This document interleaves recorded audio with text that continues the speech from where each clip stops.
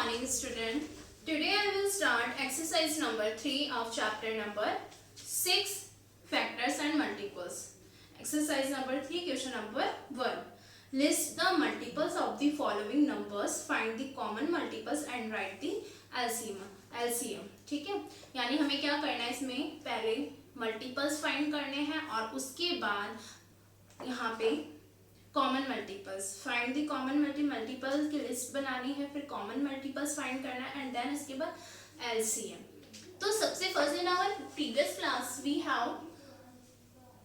Have already introduced what is multiples, how can we find the multiples of given digits. यानी मैंने आपको पहले ही बता दिया है कि कैसे मल्टीपल्स फाइंड करते हैं. मल्टीपल्स कैसे करते हैं स्टूडेंट, टेबल्स ही मल्टीपल्स होती है. अगर आपको जैसे फॉर एग्जांपल आपको अगर 6 का मल्टीपल्स बोला जाए, जितने मल्टीपल्स आपको फाइंड करने के लिए कहे जाएंगे आप उतने कर सकते हो. अगर क्वेश्चन में गिवन है कि आपको 6 मल्टीपल फाइंड करने, 7 करने, जितने नहीं कहा हुआ है तो आप फिर उस अकॉर्डिंग आपको करना पड़ता है क्वेश्चन के अकॉर्डिंग. तो हम क्या करते हैं, मल्टीपल्स में टेबल ही लिखते हैं. 6 की टेबल लिख दोगे आप, है ना, 6 1 6 6 2 12 इस तरीके से. और अभी फैक्टर वाला टॉपिक आया नहीं है तो मैं अभी जब आएगा, जिस एक्सरसाइज में आएगा वो मैं आपको उसमें बता दूंगी कि कैसे हम फैक्टर भी फाइंड करते हैं. तो हमारा क्वेश्चन है एक्सरसाइज नंबर 3 का, exercise 3 question 1. Digit is 3 and 5. 3 and 5. So solution, let's start. First we will find the multiples of number 3. Multiples of 3. ठीक है, इक्वल नहीं लगाना है, सेकेंड यहाँ लगाना है. वेट,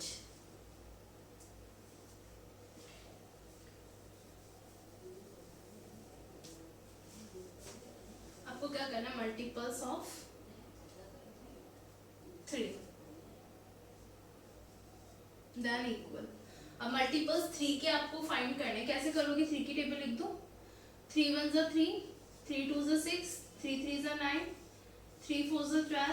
क्योंकि इसमें बोला नहीं है कितने फाइंड करना है हमें, तो हम लिख देते 3 5 15, 3 6 18, 3 7 21, 3 8 24, 3 9 27, 3 10 30. एक बार हम 10 तक ही लिख देते, पूरी टेबल लिख देते. ठीक है, ऐसे इसमें मल्टीपल फाइंड करोगे आप. Multiples of 5. 5 में भी 5 की टेबल लिखोगे आप. 5 1 5, 5 2 10, 5 3 15, 5 4 20, 5 5 25, 5 6 30. अब आप लोग देखो यहाँ तक, इसमें भी 30, इसमें भी 30, इसलिए यहाँ तक लिख दो और बस स्टॉप कर दो. फिर अब इसमें कॉमन मल्टीपल बताना है.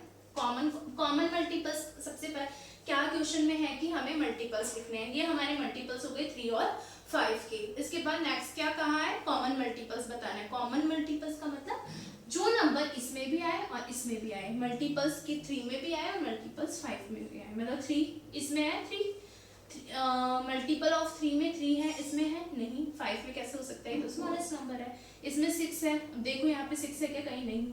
9 है, इसमें 9 आता है नहीं. 12 है, इसमें 12 आता है नहीं. इसमें 15 है, 3 की टेबल में 15 आता है, इसमें भी 15 है, तो सर्कल कर दिया. ये कॉमन मल्टीपल्स है. इसके अलावा फिर देखो और कौन सा कॉमन है जो दोनों में आ रहा है, 30. तो हमने लिख दिया 30 भी. आगे और नंबर आएगा, लेकिन अब कौन सा नंबर आएगा इसमें, आगे जाके आएगा 45. जो इसकी टेबल तो अब उसके बाद आप क्या करोगे, टेबल जब आपका हो जाता है उसके बाद आप प्लस करना स्टार्ट करते हो, लेकिन वो और चलता रहेगा. तो आपको क्या करना है, इसमें आपको लिखना है कॉमन मल्टीपल. कॉमन मल्टीपल्स कौन कौन से कॉमन मल्टीपल, एक तो हमें मिला 15, एक मिला हमें 30. और फिर उसके बाद हम कर देंगे सो ऑन. इस डॉट डॉट का मतलब, सो ऑन का मतलब आगे और मिलते रहेंगे और चलते रहेंगे. ठीक है, और अब क्या फाइंड करना है हमें, एलसीएम.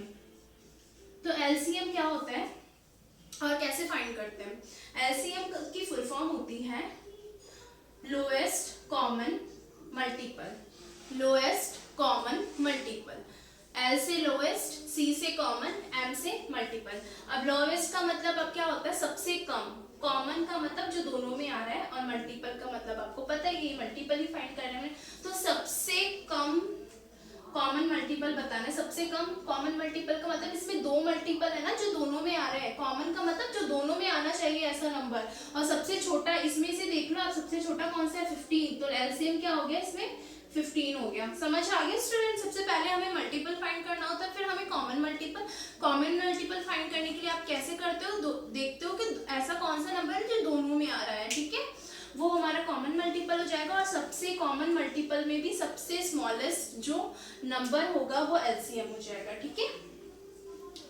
नेक्स्ट क्वेश्चन 6 एंड 8, इनमें भी ऐसे करना है आपको। कोई भी क्वेश्चन हो सब में मल्टीपल फाइंड करना है, देन उसके बाद आपको कॉमन मल्टीपल देखना है कि ऐसा नंबर जो दोनों के टेबल में आ रहा है, और उसके पास उनमें से देखना सबसे स्मॉलेस्ट कौन सा मल्टीपल होगा, वो आपका एलसीएम होगा, ठीक है। नेक्स्ट एक्सरसाइज नंबर 4, इसमें फाइंड करना है फैक्टर, बट सबसे फर्स्ट थिंग आती है कि फैक्टर क्या होता है। फैक्टर और कैसे फाइंड करते हैं फैक्टर, देखो जैसे सपोज मैं आपको एक एग्जांपल के थ्रू बताती हूँ। जैसे नंबर है 15, मैं आपको बताती हूँ 15, तो आपको देखो फैक्टर अगर हमें बोला जाए कि 15 का फैक्टर फाइंड करो, तो फैक्टर में क्या करते हैं हम फैक्टर में हम देखते हैं ये नंबर, जो भी गिवन नंबर होगा क्वेश्चन में, वो किस किस की टेबल में आता है, किस किस नंबर की टेबल में आता है। देखो कोई भी नंबर होता है वो 1 की टेबल में जरूर आता है, चाहे वो कितना भी स्मॉलेस्ट हो कितना भी लार्जेस्ट नंबर हो, 1 की टेबल में हर नंबर आता है, ठीक है। तो 15 किसकी टेबल में आएगा, 1 की टेबल में। अब इसके बाद आप देखो कि 1 के बाद 2 आता है, 2 की टेबल में आता है 15, नहीं आता, तो इसको छोड़ दोगे। 3 की टेबल में 15 आता है 3 5 15, तो 3 की टेबल में आता है। 4 की टेबल में 15 आता है, नहीं आता। 5 की टेबल में आता है, बिल्कुल आता है। इसके बाद 6 7 8 9 इनकी टेबल में आता है, 15 नहीं आता। अब डायरेक्टली 15 किसकी टेबल में आएगा, 15 खुद की टेबल में आएगा। एक चीज आपको हमेशा ध्यान रखनी है, कोई भी नंबर होगा वो अपनी टेबल में, मतलब अपनी टेबल मतलब कितना भी बड़ा नंबर हो कितना भी स्मॉलेस्ट नंबर हो। 5 है, 5 अपनी टेबल में तो जरूर आएगा, 5 1 5। 27 है, 27 अपनी टेबल में, 27 अपनी टेबल मतलब 27 की टेबल में जरूर आएगा। कितना भी बड़ा नंबर हो कितना भी छोटा नंबर हो, 1 से की टेबल में जरूर आएगा, और खुद जो नंबर गिवन होगा क्वेश्चन में उसकी टेबल में वो जरूर आएगा, ये आपको ध्यान रखना है।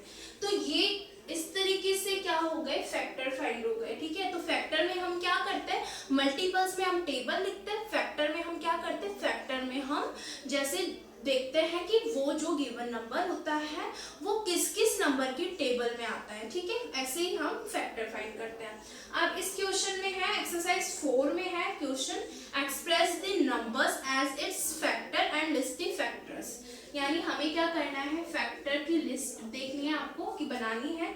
जैसे क्वेश्चन ए है, यहाँ पे क्वेश्चन ए में 20 डिजिट है, इसका फैक्टर फाइंड करना है, तो आपको क्या लिखोगे, फैक्टर ऑफ 20। पूरा लिखना तो पड़ता है, वरना आप ऐसे 20 लिख के फिर कर दोगे तो पता नहीं चलेगा कि आप क्या फाइंड कर रहे हो। फैक्टर ऑफ 20 अब कैसे फाइंड करेंगे, यही देखेंगे कि ये 20 किस किस की टेबल में आता है। देखो 1 में जरूर आएगा, कोई भी नंबर है स्टार्टिंग में 1 आपको लिखना है। इसके बाद आप देखो 20 और किसकी टेबल में आता है, 2 की टेबल में आता है। एक चीज आपको हमेशा ध्यान रखनी है, कोई भी नंबर हो कितना भी बड़ा हो छोटा हो, जिसके लास्ट में 0 आएगा वो हमेशा 2 की टेबल में आएगा। जिसके लास्ट में क्या होगा, 0 होगा, वो 2 की टेबल में जरूर आएगा। इसके लास्ट में 0 है तो 2 की टेबल में आएगा। इसके अलावा और कैसे चेक करते हैं, अब देखो एक चीज आपको और ध्यान रखनी है, जैसे 2 की टेबल में आया, देन इसके बाद आपको क्या करना है, अगर आप इस तरीके से भी कर सकते हो, 20 को अगर आप देख सकते हो, अगर आपको नहीं पता चल रहा है कि ये 2 की टेबल में आता है या नहीं आना, तो डिवाइड करके देख लो, 2 1 2 और यहाँ का 0 यहाँ पे आ जाएगा 10। तो यहाँ पे जो ये 10 है, इसका मतलब पता है क्या होगा, क्वेश्चन में जो इसका 2 से डिवाइड करने पर, सपोज आपको पता है कि 2 की टेबल में 20 आता है, लेकिन फिर भी आप डिवाइड करके देखो, डिवाइड करने से क्या कंफर्म हो जाएगा कि जो क्वेश्चन होगा ना इसमें डिवाइड करने पर वो उसकी टेबल में जरूर आएगा, मतलब 10 की टेबल में भी जरूर आएगा। अगर आप आपको ये पता है कि 22 की टेबल में आता है, लेकिन फिर भी आप डिवाइड करके देखना, डिवाइड करने से आपको क्या पता चल जाएगा, जो आपका क्वेश्चन आएगा ना, तो जो क्वेश्चन आएगा उसकी टेबल में भी ये 20 जरूर आएगा, ठीक है। तो 10 की टेबल में भी 20 आता है, अभी आपके छोटे नंबर है इसलिए आपको पता नहीं चल रहा, मैं आपको बड़ा नंबर का एग्जांपल देके बताऊंगी। 3 की टेबल में आता है 20 नहीं आता, 4 की टेबल में आता है 4 5 से 20, 5 की टेबल में भी आता है 5 4 से 20, फिर इसके बाद 10 की टेबल में आता है बिल्कुल, क्योंकि हमने डिवाइड करके भी देखा था, ठीक है। उसके बाद 20 अपनी टेबल में आता है। तो ये फैक्टर हो गए। ऐसे आपको बाकी करने में, एक आपको 48, मैं आपको 54 का एग्जांपल बताती हूँ। मैं आपको यहाँ पे बता देती हूँ, क्वेश्चन ये है 54 ई क्वेश्चन। अब जैसे अगर आपको पता नहीं चल रहा इसका फैक्टर क्या है, मैं डायरेक्टली कर सकती हूँ, देखो, क्योंकि मैं आप लिख देना ही फैक्टर ऑफ 54। एक बार बता दिया उसके बाद तो आप खुद कर सकते हो, बस मैं आपको तरीका बता देती हूँ क्या होता है 54। अब देखो आप 1 की टेबल में जरूर आएगा 54, ठीक है, कोई भी नंबर होता है 1 की टेबल में जरूर आएगा। इसके बाद देखो आप कैसे चेक करोगे कि ये 2 की टेबल में आएगा। देखो आप समझ रहे हो कि जैसे 2 10 से तो 20 होता है, तो 54 कहाँ आता है, नहीं आता तो आप छोड़ दोगे, बट नहीं, टेबल में आने का मतलब क्या है, हम 10 तक ही बोलते हैं, हम 10 तक ही काउंट करते हैं। इसका मतलब ये नहीं होता है कि 2 की टेबल में 54 नहीं आएगा। इससे मतलब क्या है, टेबल में मेरा कहने का मतलब ये है, जब हम डिवाइड करते हैं 54 और 2 को जब आप डिवाइड करोगे और अगर आपका रिमाइंडर 0 आएगा, इसका मतलब वो उसके टेबल में जरूर आता है। बट आपको कैसे देखना है, कैसे चेक करना है कि ये 2 की टेबल में आता है या नहीं आता है, उसके लिए आपको क्या करना होगा, इसका लास्ट नंबर देखना होगा। जो भी डिजिट है उसका लास्ट नंबर, आगे वाले नंबर से कोई मतलब नहीं है, लास्ट नंबर यानी वंस डिजिट को देखोगे आप। अगर वंस डिजिट में, यानी वंस डिजिट का मतलब ये इसका लास्ट वाला नंबर, लास्ट वाले नंबर में अगर 0 हो, किसी भी डिजिट लास्ट नंबर 0 हो, इसके अलावा 0 के अलावा ऐसा नंबर जो 2 की टेबल में आता हो। 2 की टेबल का मतलब इवन नंबर हो, इवन नहीं पता चला, जो 2 की टेबल में आता हो। लास्ट नंबर अगर 0 होगा तो भी, जैसे अगर मान लो फॉर एग्जांपल 80 का लास्ट डिजिट क्या है, 80 की लास्ट डिजिट 0 है, तो वो 2 की टेबल से डिवाइड हो जाएगा, टेबल में आएगा या डिवाइड हो जाएगा, ऐसे कह सकते हैं, ठीक है। तो 0 है उसके लास्ट में, इसके अलावा 0 होगा लास्ट में तो वो 2 की टेबल से जरूर डिवाइड हो जाएगा। इसके अलावा और जो ऐसा नंबर जो 2 की टेबल में आता है, अब आप देखो यहाँ पे 4 है, 2 की टेबल में 4 आता है ना, यस कंफर्म है, तो ये 54 2 की टेबल में आएगा, कंफर्म हो गया। ऐसे करना है आपको, ठीक है। इसके अलावा अब आपको क्या देखना है, अब ये देखना है 2 के बाद 3 में देखना है, 3 की टेबल से डिवाइड हो जाएगा क्या, ये देखने के लिए आप क्या करोगे, 3 का कैसे चेक करते हैं कि ये 3 से डिवाइड हो जाएगा, उसके लिए आप क्या करोगे, इन दोनों नंबर को, जो भी नंबर होंगे उनको क्या करोगे, प्लस कर लोगे।